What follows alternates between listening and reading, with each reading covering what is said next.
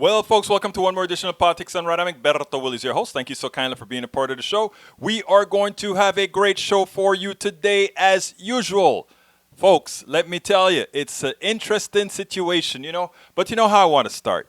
I want to start with one little simple piece that illustrates all we need to know about this administration. I want to illustrate all we need to know about this administration, and it goes like this.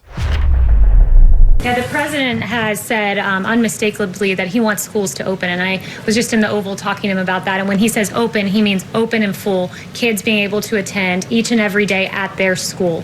The science should not stand in the way of this. The science should not stand in the way of this. I'm Egberto Willies, host of Politics Done Right, an independent news program. I post several news videos of interest every day. I ask you so kindly to subscribe to my channel, and please leave me some comments. Thank you very much. Okay, why did I show you that? I showed you that because that is exactly the Trump administration in a microcosm. Now, let me tell you guys something interesting. Where is it? Okay, here we go. I was told, by my wife, she said, why don't you put a suit on? I said, no, I'm not going to put a suit on. Said, okay. I said, but I'll compromise. And this was supposed to be my compromise, right? How you like it? A tie with my sports shirt. What I try to say is, we don't want to have people looking at suits for authority or for truth or whatever. We don't want people to start thinking about what that package is that truth comes out of, right? You don't want to have you want the articulation of one's words to determine if they are trustworthy or not. You want the proof of the articulation of those words. You know how the charlatanes used to go around. They want the snake oil salesperson. They put a nice suit on and they put a coat on, all that good stuff. And by doing that, what happens? By doing that, you suddenly get some faith in what's coming out of their mouth. And then they lie to you. That's who the Wall Street guys are. They have the best clothes on. They have the manicured fingers and everything. But they're stealing your money dry. And then you go to the other places, and suddenly, things are okay. Anyhow, what is the program about today? We have a lot to go over. I have a whole lot of videos to show because we're going to really start talking about stuff. Okay? Here is the stuff. Destroying the Republican Party. There are a lot of folks that are working on that right now. The coming middle class collapse. And helping the needy. And the helping the needy comes from a portion that we didn't finish yesterday because when Bobby Rodrigo, my friend who's out there in Oregon distributing food all over the place for the needy, he had some videos that he wanted to show me, but I didn't have the time to cut them up for your perusal. But I did it now, and I want to show you what's going on out there. So anyway, the Lincoln Project is intent on destroying the Trump Republican Party. The accelerated destruction of the middle class will continue exponentially in 14 days as cash-strapped Americans lose stimulus support. That second topic, I must admit, came from one of our listeners. I think it was, I don't remember the name of the listener who brought it up. I asked, what are you talking about? And he said, remember that at the end of this month, all the money is gone. We all knew that. But we didn't think about, maybe we should give that subject a little bit more, give it some more impetus. Because the truth of the matter is, that is some serious stuff about to happen. And lo and behold, last night, Chris Hayes did a piece, which I cut a piece out of. And today, I think it was done by Katie Tur. And I cut a little piece of Katie Tur's work in there as well, because I think more than ever, we have to let people know in 15 days what's going to happen. You got to get on the backs of the politician. Anyway, the Republican Party is being hunted not for termination, but for reindoctrination. We are going to ask another question about that, and that is, Let's find out exactly why that is going to be the case. Why is that going to be the case? And is there something that we have to that we must be aware of? But without further ado, let's go ahead and let Bobby speak, and then we'll take it from there, my brothers and my sisters. But the work that he's doing in Oregon is very, very important. So check this out, and when we'll take it on the other side. You see that view? Yeah, check out that view. Don't worry, I'm going to show you another view. As I turn right here, now you get to see some more reality.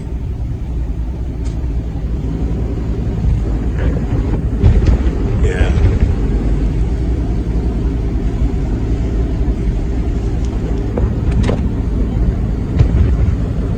Life itself.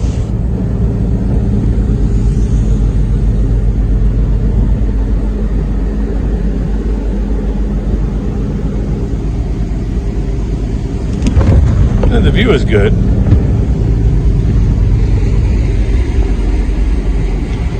Until it's not.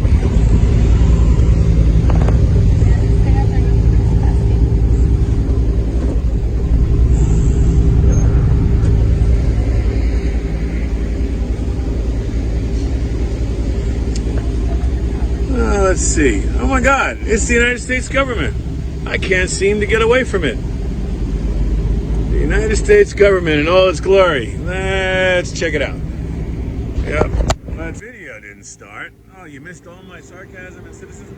Well, I happen to be on United States government property again. So impressed. And you just missed Deborah. She is still with us, of course. She's the one who's showing me the lay of the land, some of the things that's going on, and of course, validating the work that she's doing, so everybody knows how important it is. But yeah, so I don't know. You tell me. And you know, and the interesting thing about it is that these are people who have a reason to see some change.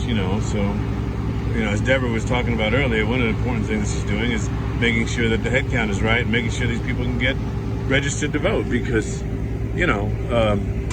this is the United States of America, and they're on the United States of America property. I think that's an important distinction here. And this is day one of boots on the ground, day one. So, excuse my cynicism, but I'm sure it'll stick with me for a minute. We are by the Dalles, D-A-L-L-E-S. So you see that is a dam, in case you don't know. For those of you that spend more time arguing politics than actually understanding what's going on in the world, and for everybody else, that is a dam. Now, the reason that I'm showing you that is because that dam, when it was constructed, caused this to happen.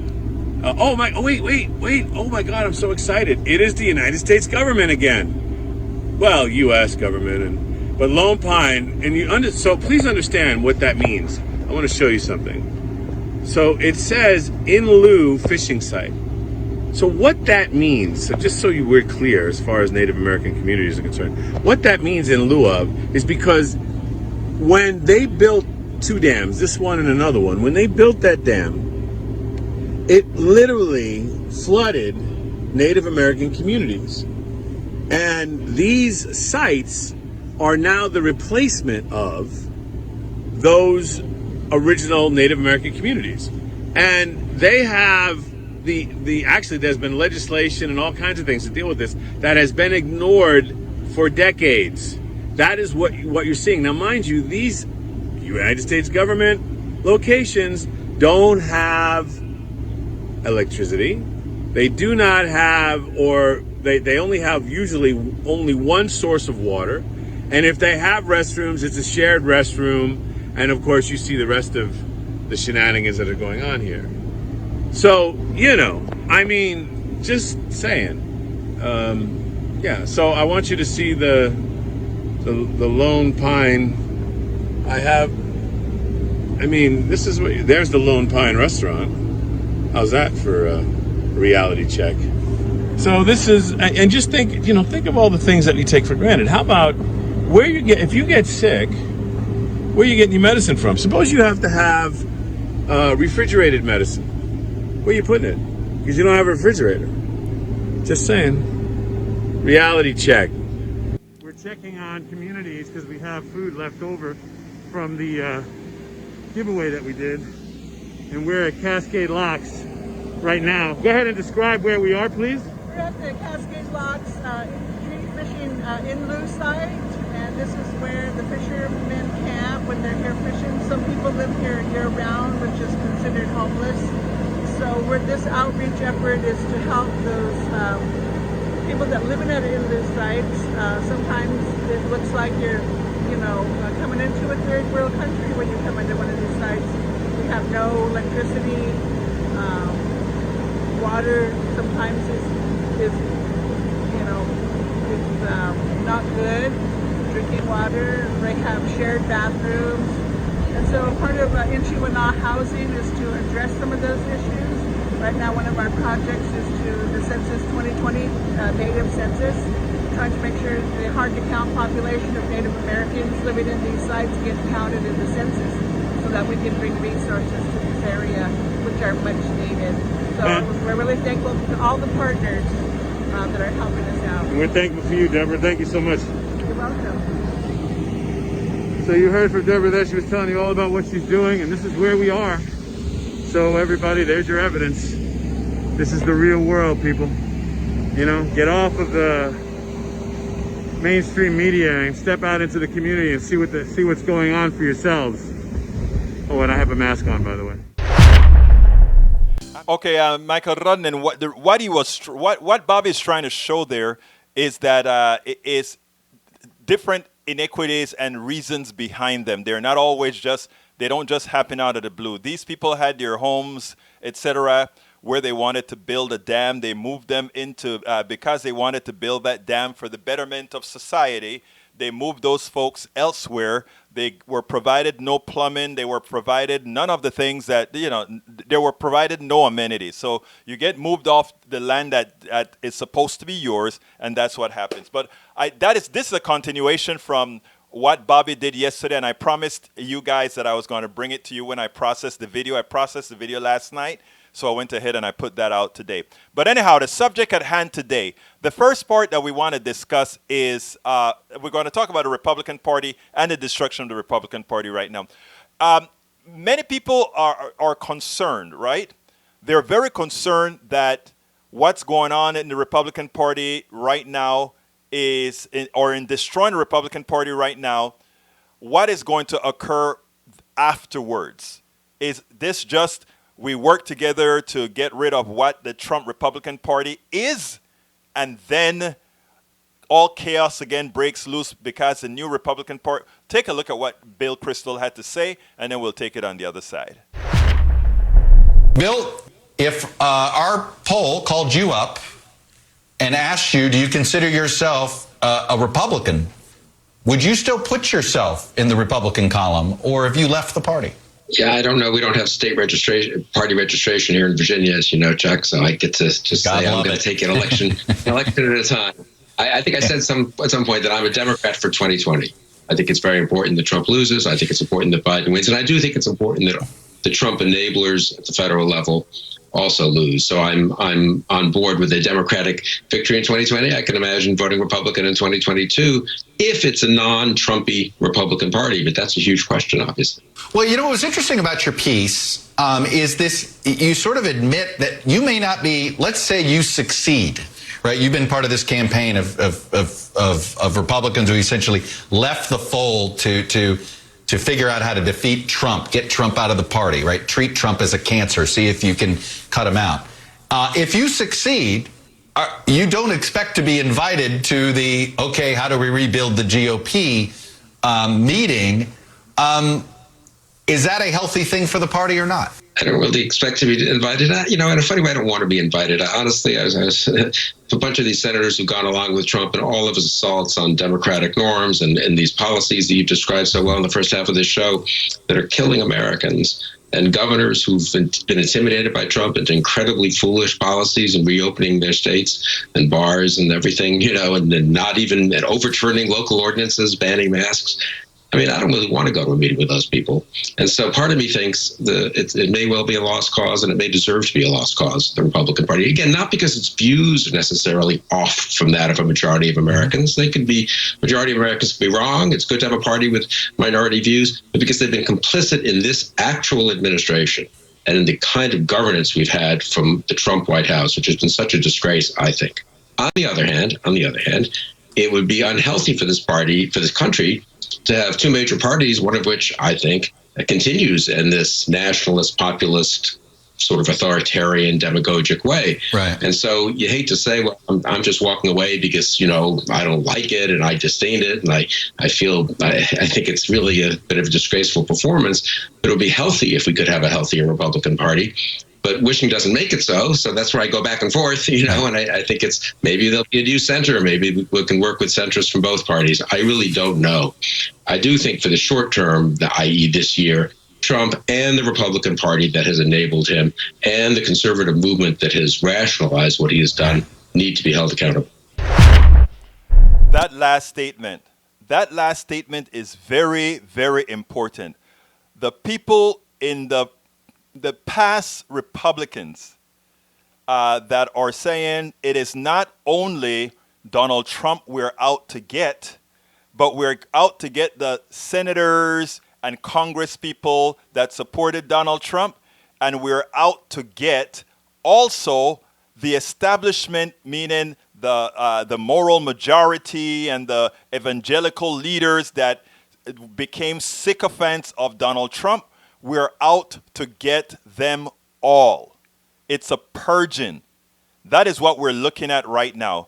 It's a purging to what we have seen as a disease. Look, there was always an issue with the Republican Party and the Democratic Party being different, but at the core, having the same contributors, in other words, not standing for the look, they were marginally right, marginally left, etc.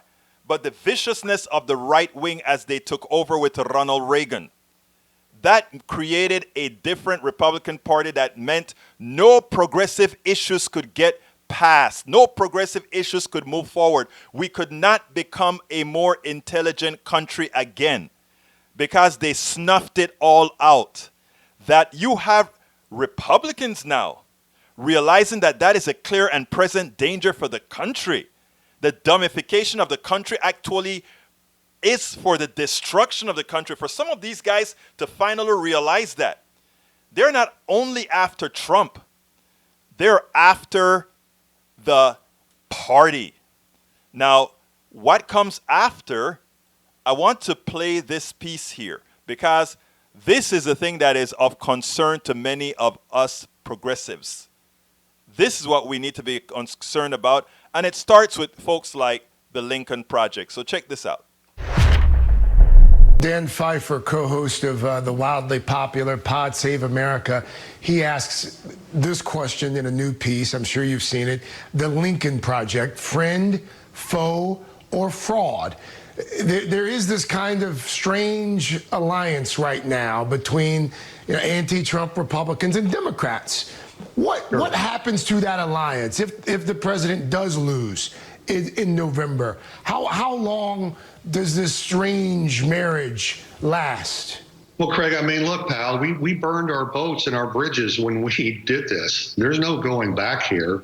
And when we announced what we were doing, we said we wanted to be part of a grand coalition that dispatched Trump and Trumpism. Well, people forgot about the Trumpism part. And that includes these senators who, out of cowardice or careerism, self-subjugated themselves to Donald Trump.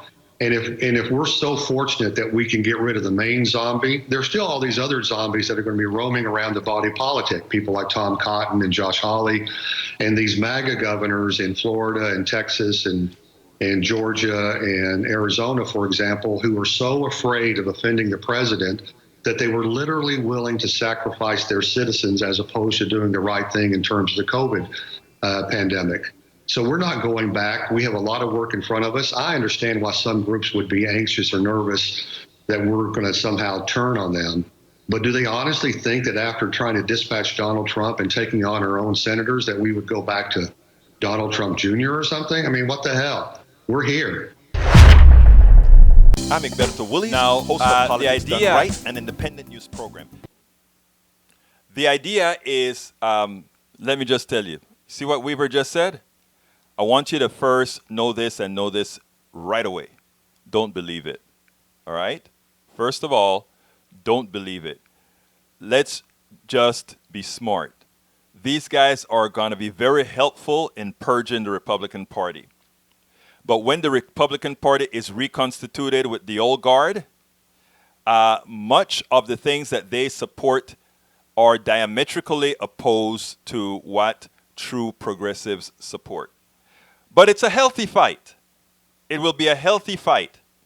What I don't want to occur is that when the Republican Party has been purged, that somehow we think we are ideologically symbiotic. We are not.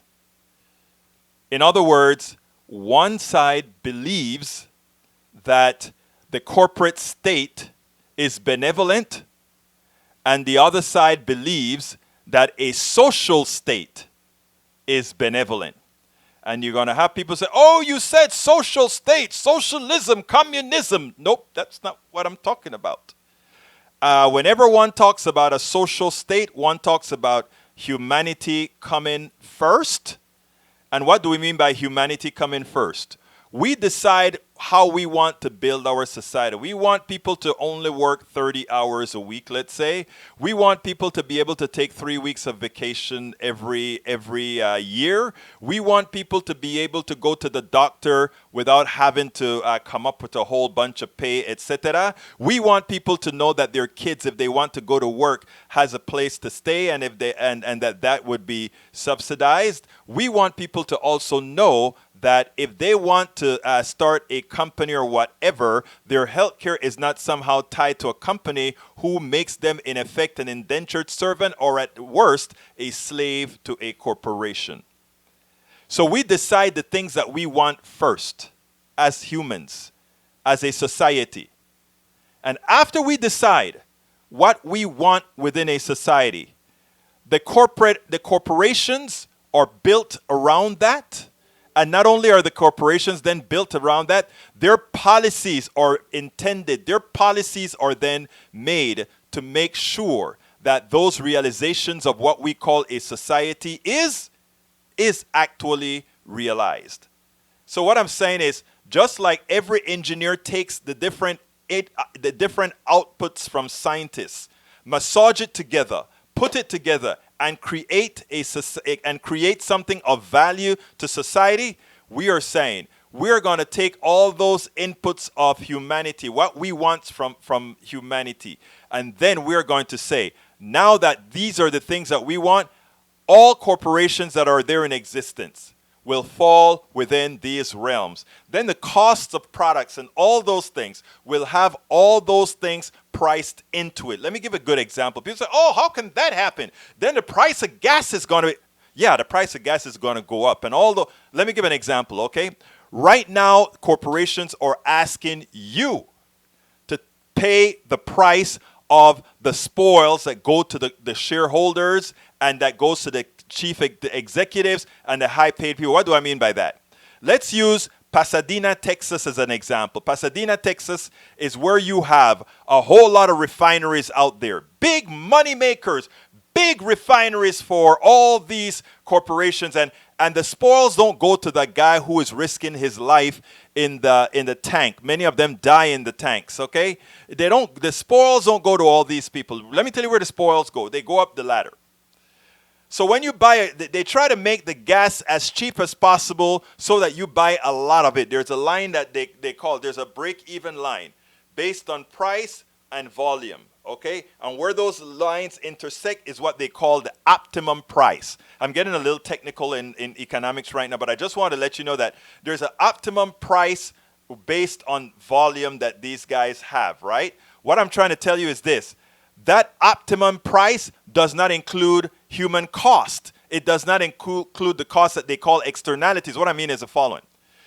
All those people that live in Pasadena, they have to pay health insurance and all these other things, right? But their health insurance is probably higher and they have larger doctor bills and their kids have asthma and all these things because to produce gas at that particular price, they let go benzene into the air, into the ground. They let go MBTs into the water supply. All those things make you sicker.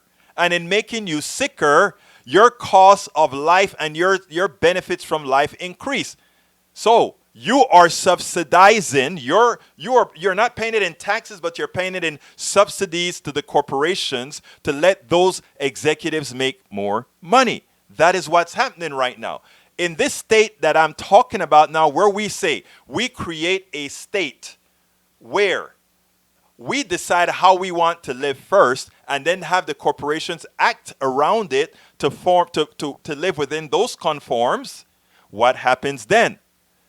If you have Medicare for all, so the cost of your health care is no longer dictated by you haven't been living next to that corporate place that's polluting or whatever. If they screwed you by polluting you, it doesn't matter, because what then happens is, actually though, a masticator, money is created by magic. So in as much as you think that's a fairy tale, that is money, magic. But we'll talk about that on a different day when we talk economics. You see, that is the thing that people don't want you to know. They don't want you to know how things work.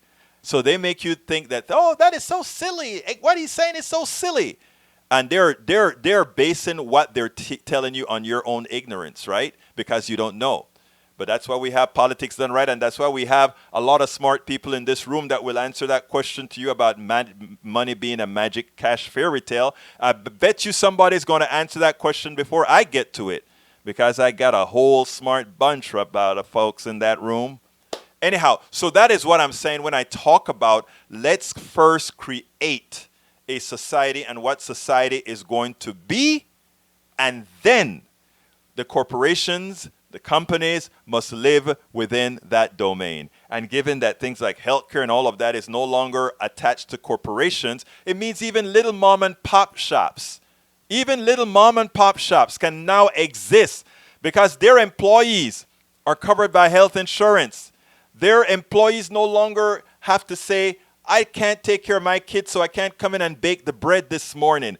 If you have a company with 3 employees, that one employee that got sick or that one employee that doesn't have a place for their kids can suddenly cripple your business.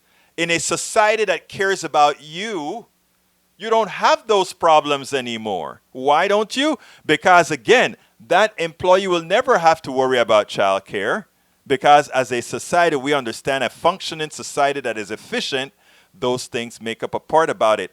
Now, I'm going to show you something, because I want you to I'm going to first show you the piece from last night from Chris Hayes. And then I'll show you the piece from Katie Tur, because that put it into better perspective. So let's start with the piece from Chris Hayes. I feel like people in Washington aren't talking about or thinking about as much as they should be the expiration of these extra unemployment benefits. You're absolutely right. You shouldn't feel that way. You should know that way, because if they were so concerned, how is it possible they've left it until well into the second half of July to begin debating what's going to happen when these benefits run out at the end of the month? They're right. What they're talking about there is the imminent expiration of a bunch of coronavirus relief fund benefits, particularly $600 a week of extra unemployment. But we should be a little more precise. It's not people in Washington who waited until the middle of July to talk about this. It's Republicans, the White House, Senate Majority Leader Mitch McConnell, and the Republican Senate. 2 whole months ago, House Democrats passed a $3 trillion coronavirus relief bill. Mitch McConnell declared it dead on arrival. The president threatened to veto it. And basically the message back then from the White House and Republicans was, we're done. So now we have 15 days before people lose their additional $600 weekly unemployment benefits. Everyone loses it. Tens of millions of people across the country at once. Keep in mind that more than 1 million people filed for unemployment just last week.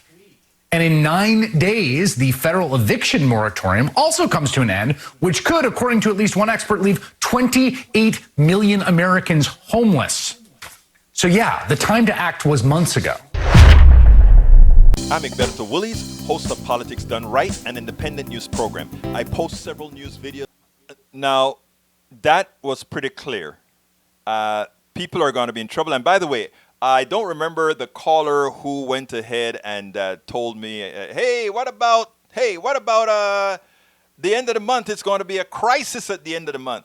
And yeah, we all knew that, but he actually gave an urgency on it on yesterday's show that I thought necessitated us talking about it today. And luckily, Chris Hayes had a piece on it. But the most important piece, I think, came not from Chris Hayes, but it came from Katie Tur. Katie Tur associated what's going on down below with the middle class, but what has been happening with the stock market. Her piece was tops. Check this out, and then we'll take it on the other side. Remember when Federal Reserve Chairman Jerome Powell warned that the U.S. economy was facing a downturn without modern precedent? He was right, of course. Yesterday, another 1.3 million people filed for unemployment insurance, far and away the worst week on record, except for the 16 weeks before it, each with more than 1 million people filing for benefits. But this week, we also learned that a downturn without modern precedent doesn't mean everyone is feeling so down. The 5 biggest investment banks on Wall Street are all profitable. Morgan Stanley just had the most profitable quarter in its history. And Goldman Sachs is on such a tear that one analyst described its earnings as almost indecent. But here's what's really unbelievable. The disconnect between Wall Street and Main Street, this gold rush on one while there are literal bread lines on the other, is not a bug in the system. It is a feature of the system. To soften the economic blow of the pandemic, the Fed flooded the economy with cheap cash and very few strings attached. And it's clearly working for the banks. But it may be about to get a whole lot worse for everyone else.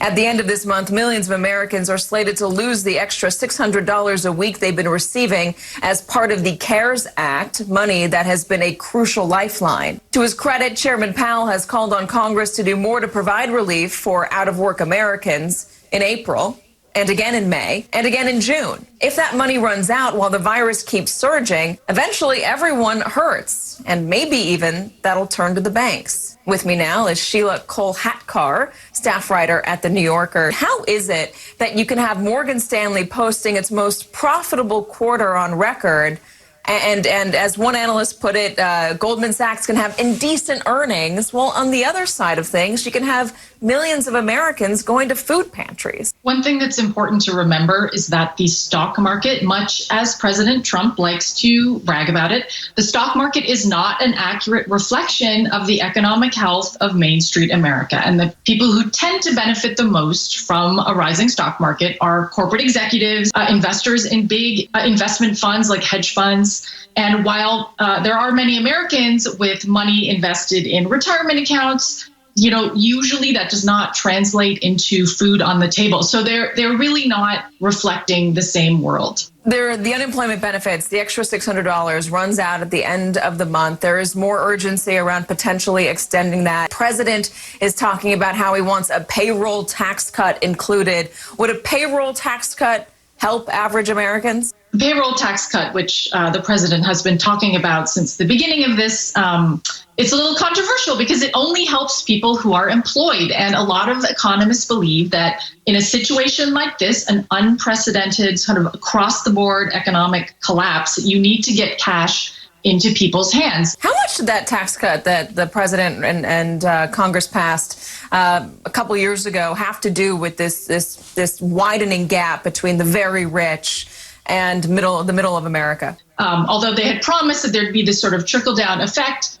of that big corporate tax cut, it did not really translate into benefits for average families. And quickly, if you can, if that $600 benefit runs out and is not re-upped. What is that going to mean? It's going to mean a lot of economic pain for individuals across the country. And of course, individual state unemployment benefits may still be available, but in many cases, it's not enough. And that is going to make this economic crisis worse, not better.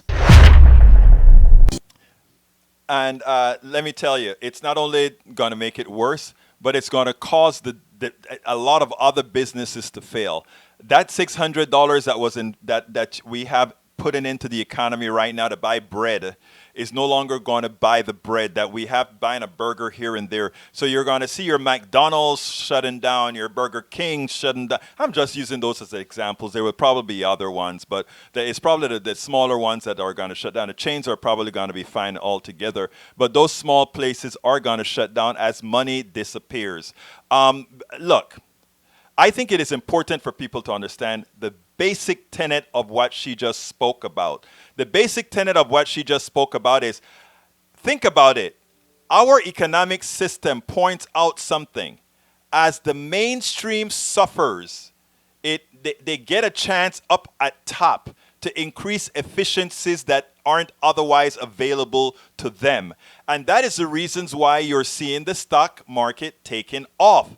They can dump their workforce. That creates quite a few percentage points off their baseline that they wouldn't have otherwise done.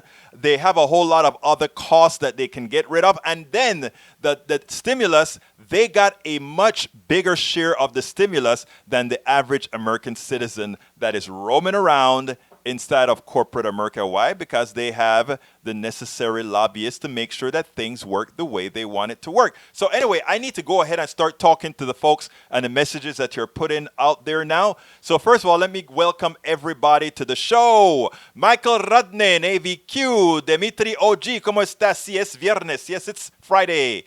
Lee Grant, welcome aboard. Norman Reynolds, Survivors. Yes, sir. Let's see who else is here. Lawrence Sims, welcome aboard. Bruce Pollard, welcome aboard. Rose Williams, welcome aboard. Mike Cisak, welcome aboard. I saw Kathy C. Courtney, welcome aboard. Who else is here? Para ver. Masticator. Welcome. Masticator is out here to give me hell today. And you know what? I'm going to start out with giving Masticator hell with explanations to some of the things that he pointed out. Jesus, welcome aboard. Let's see who else is here. David Day, welcome aboard. And if I missed you, just kind of send me another message and I will definitely call you out. Anyway, Masticator had a message for me, and I think Rudnan did a good answer for it, but I want to expand on that, okay?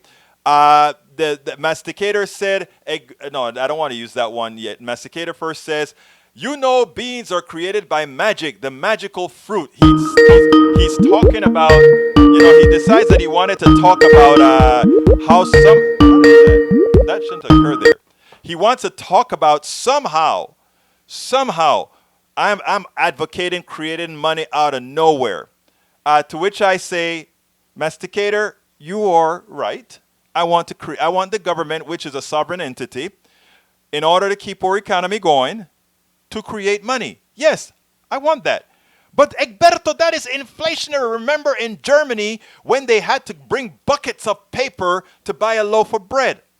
I'm going to explain that to you in a minute because I think I've explained this over and over again, but it seems like we have a whole lot of new viewers all of the time. So all of us need together, compositely, to explain that.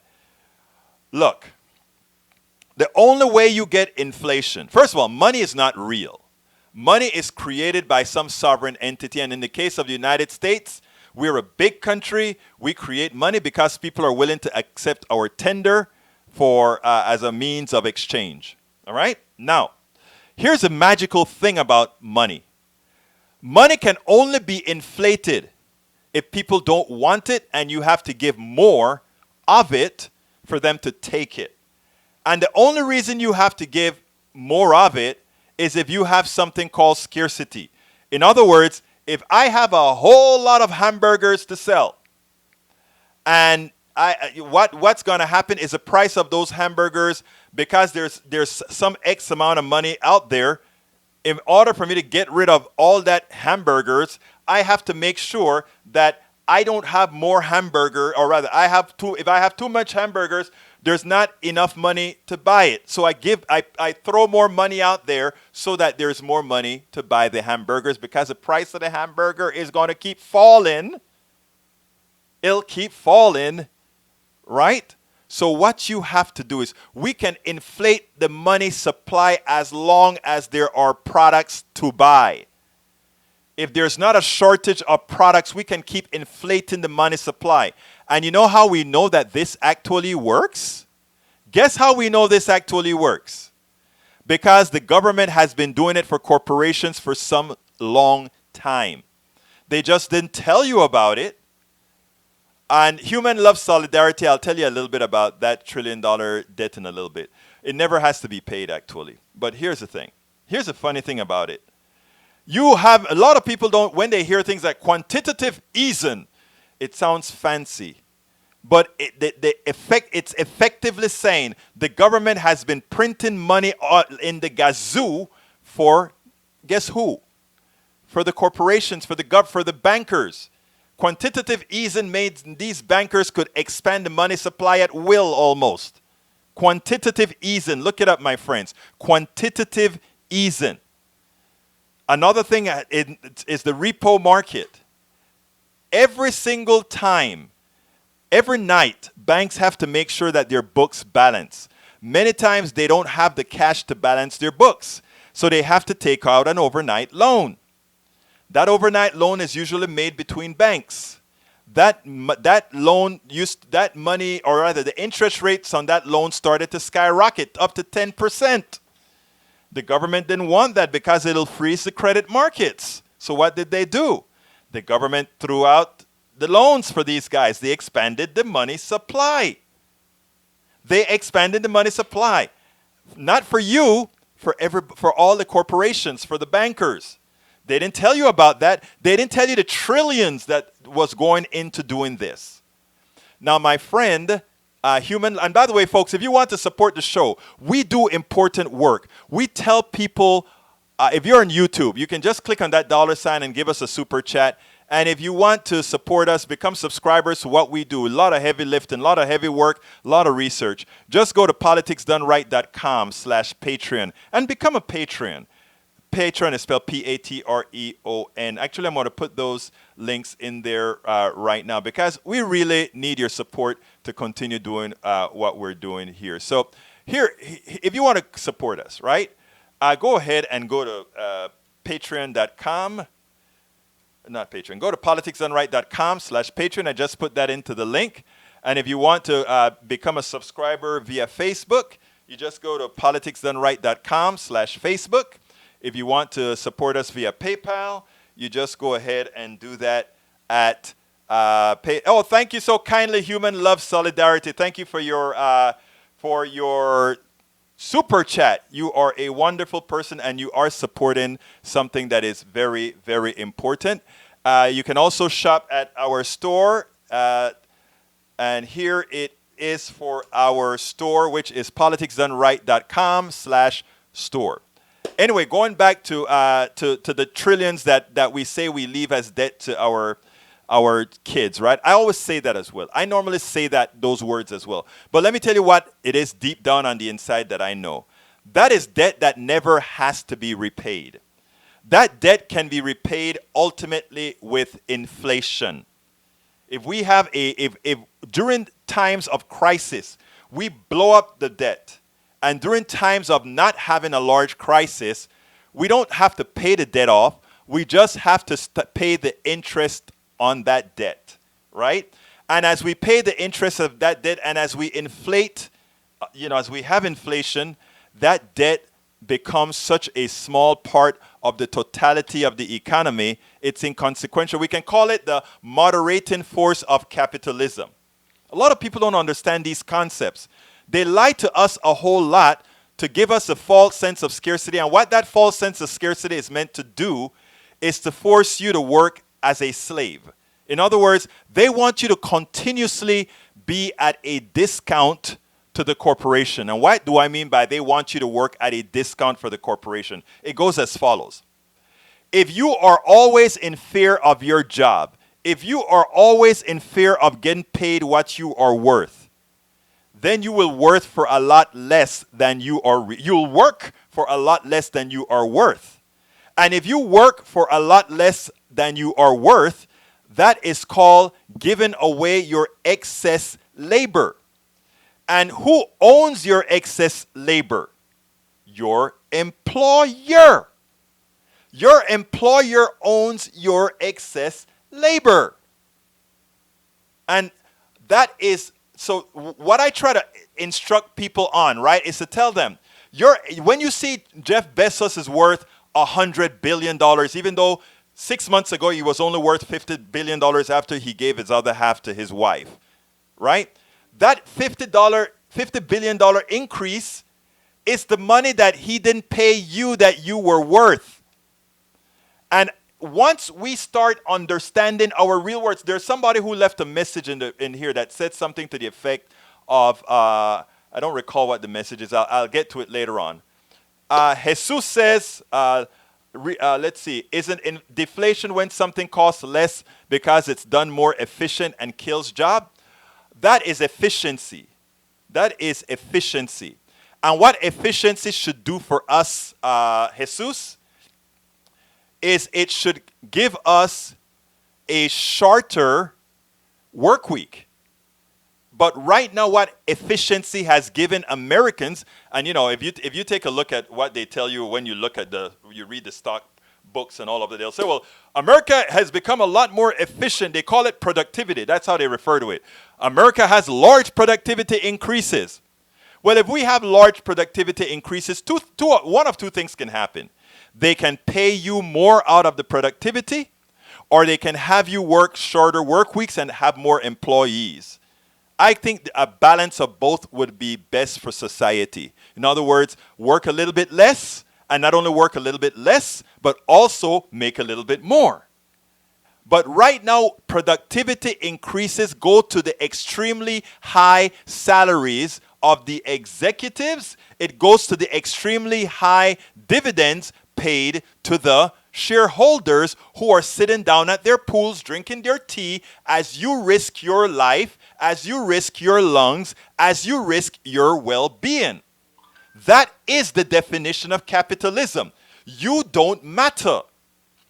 The only people, and I am not saying this, ask Milton Friedman, the new master of capitalism who taught the Chicago boys, the University of Chicago, who exported this whole thing to Chile.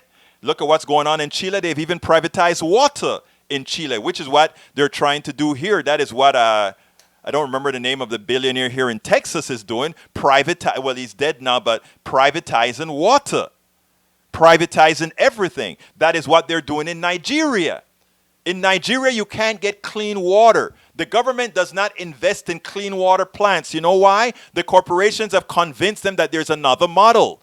That model is to bottle water and sell water in bottles. So you now get Nigerians not drinking their tap water, but they are loaded. Nestle and all these other big corporations are telling the government, don't collect taxes to make cheap water for all water that costs pennies. Sell them a water bottle for 50 cents or $1. But if we were to have the water plants that society pays for, that gallon of water costs you less than what a thousand gallons of water costs you less than what it costs a gallon of bottled water. And at that, you then pollute the oceans with the plastics that you create for bottling the water, and then the private company comes back again and say, okay, we will start charging you to clean up the ocean that we destroyed because we sold you bottled water because we told the government not to charge any more taxes to create water plants. That would have obfuscated the necessity for having bottled water. And I use this for bottled water, but we can use this for product after product after product after product, how they use you. You see, my brothers and my sisters? But on regular TV, they're not going to tell this full story. Because Nestle advertises on regular TV and Aquafina advertises on regular TV and all of these. So letting you know how it is cheaper for you to pay a tax to have a water treatment center that produces water of quality many times better than bottled water. It is cheaper. But in order to create a cost center for a corporation, you get bottled water. Now, this is a capitalism thing, right? The same thing happens with medicines, right? I was listening on an NPR this morning, and in as much as we know how dangerous the opioid epidemic is, doctors are still prescribing opioids in large numbers for a sprained ankle, for a sprained knee. Why? Because they have incentives to do so. It's not about doing good for society. We have to realize that unregulated capitalism is in direct conflict with humanity.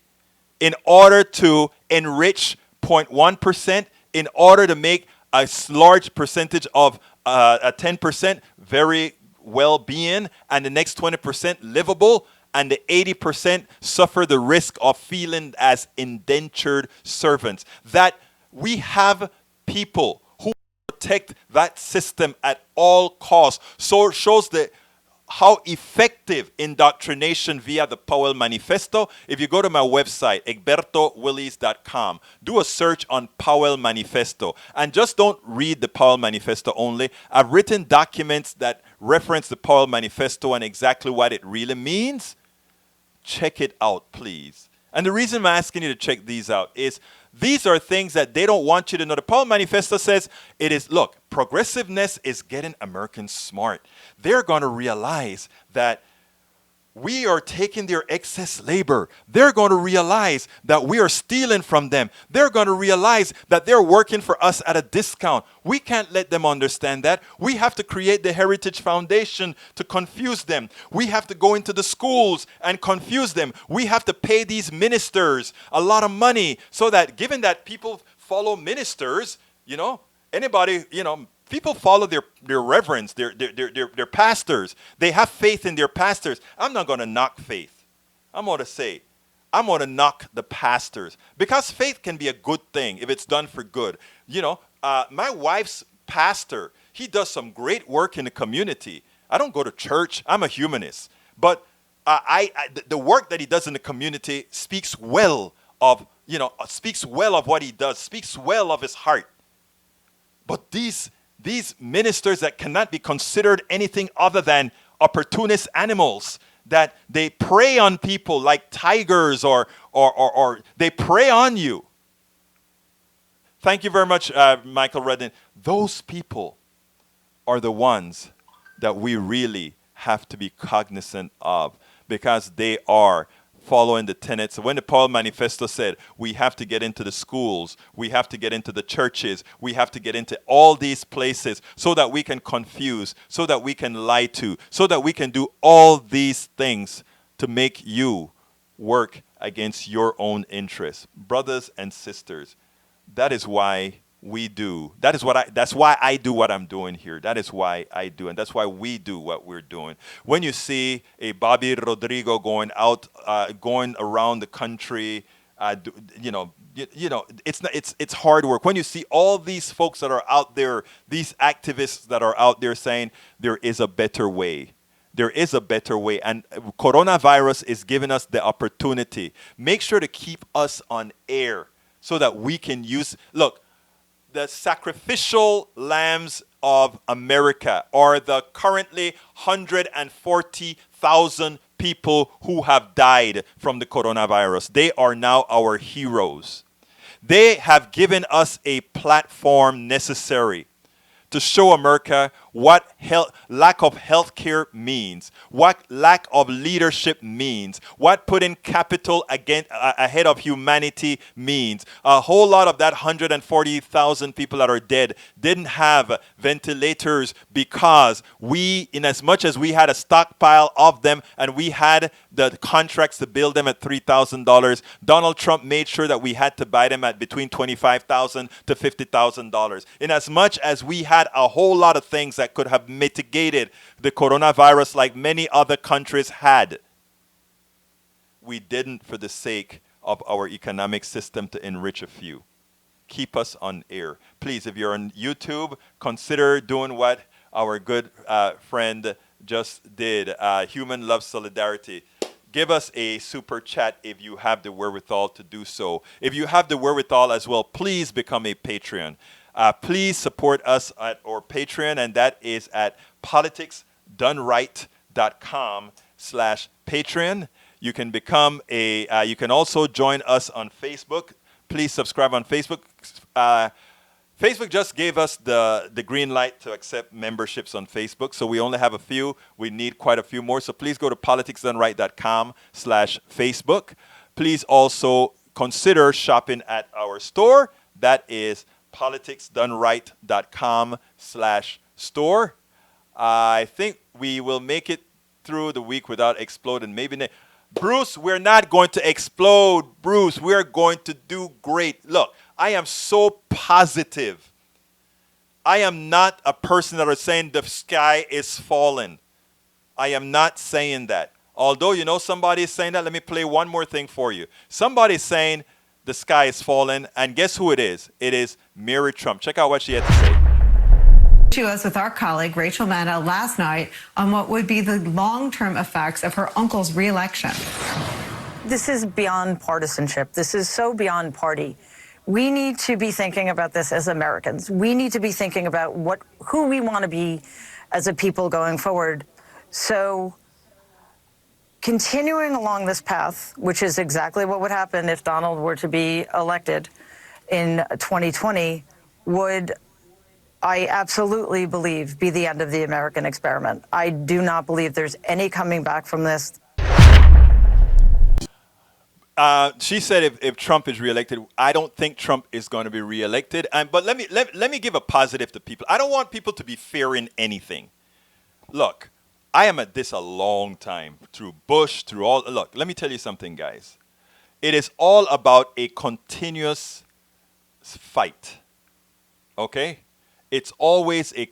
Bruce says, I'm a scientist and I wear a hat to beware of the sky falling. I hear you, brother. And Rose says, you don't have to be religious to appreciate Matthew 21:12-13. And Jesus went into the temple of God and cast out all them that sold and bought in the temple. I remember that. And overthrew the tables of the money changers and the seats of them that sold doves, and said unto them, it is written, my house shall be called the house of prayer, but ye have made it a den of thieves. Wow, you mean he hasn't in favor of the fat cat businessmen and bankers? That is apropos, Rose Williams. And with that, we are closing out Politics Done Right. I thank you so kindly for being here with us today. I couldn't do this without you at all. And Mike Cicek believed Trump will be reelected by a landslide. I know that Trump will be defeated in a landslide. But you know what, folks? All our listeners, I want you to stay positive. I want you to know that the fight continues and there are people out there that will remain in the fight, will remain to keep you on your toes for what needs to happen. My name is Egberto Willies. This is Politics Done Right. And you know how I end this. Baby, I am what? Out! I'm Egberto Willies, host of Politics Done Right, an independent news program. I post several news videos of interest every day. I ask you so kindly to subscribe to my channel, and please leave me some comments. Thank you very much.